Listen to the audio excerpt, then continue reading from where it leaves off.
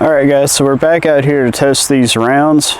The first 5 rounds are loaded at 10.4 grains. Then the second 5 rounds are loaded at 10.5 grains. I'm going to test these back over the chronograph you see behind me. We are at a distance of about 21 feet or about 7 yards to the target. So what we're shooting is the Barnes Tac-XP 125 grain bullet, and we're loaded with long shot powder.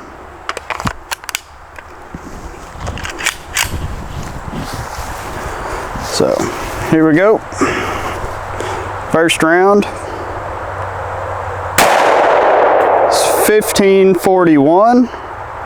Round number 2. 1554. Round number 3. 1532. Round number 4. 1568. Round number 5. 1545. So today we've gotten a lot better muzzle velocity results, much tighter extreme spread so far, and actually really good in the 1550 foot per second range. Again, the chronograph is about 4 feet from the muzzle, so it's not very far out in front of me. So your results may differ depending on if you're setting your chronograph at a further distance or not. So the next 5 rounds are 10.5 grains of long shot. Let's see what we get. Round number 1, 1546. Round number 2, 1455. That seems kind of weird. Round number 3, 1581. Round number 4, 1541. Round number 5 is 1535. So it appears up the extra 1/10 of a grain to 10.5 grains from 10.4 did not really result in much higher velocity. We did see that one that jumped to 1581, but the rest of them were not that high. So I believe about 10.4 grains is the optimal load for those bullets and those projectiles in this firearm. So let's go back and crunch some numbers, see what kind of energy output we're actually getting, and let's check out the extreme spread and that sort of thing. Alright guys, so back inside, I've crunched the numbers, and average velocity at 10.4 grains is 1548 feet per second. And we had an extreme spread of 36 feet per second, which is excellent. That's what we want to see. You know, as long as it's below 50 feet per second for a handgun round, it's great. It's not like a super match target, rifle round where you want those single digit extreme spreads. But for handguns, under 50 feet per second, it's totally acceptable by my standards. Yours may be different. And we've got, when we calculated our kinetic energy output, for that 125 grain projectile at average velocity of 1548 feet per second, our energy is 665 foot-pounds of energy. So that's plenty of power. That is right up there with the top of the top for 10mm ammunition. As far as full power rounds go, 1548 feet per second is cooking for a 125 grain bullet. So we got quite a bit of energy out there. Now when we jumped to 10.5 grains, we went up that extra 1/10 of a grain.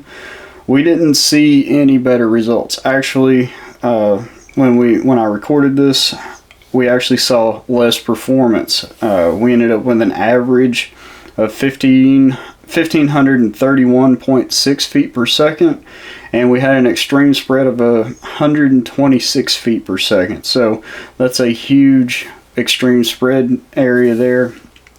Not acceptable in my book.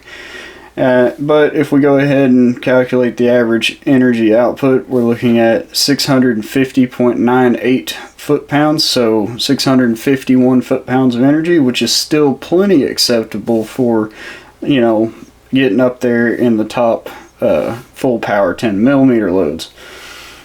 Now there are some other loadings that have actually gone above and beyond 700 foot-pounds, but at this point we noticed that using this powder with this projectile is that we're not getting any more performance past 10.4 grains. We're actually getting less performance, and the extreme spread, the velocity starts opening up quite a bit, and so that's not really what we want. So 10.4 grains is going to be my standard load for my gun using the Barnes Tac-XP 125 grain copper only hollow points.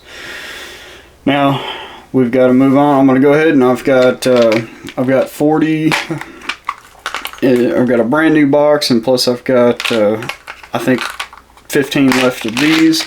So I'm going to go ahead and load up those 55 bullets I've got left at that 10.4 grains, and those will be my self-defense loads, or you know, if I had to use them for that. So on a side note, shooting out there in the woods at my recreational sniper ballistic proving grounds, I've noticed that it's really hard to recover my brass after I've been shooting it, because, well, there's a whole lot of leaves on the ground and underbrush and stuff, and so I've noticed that every time I go shoot, I'm losing about 50 to 60% of my brass. So I've got to come up with a solution for that.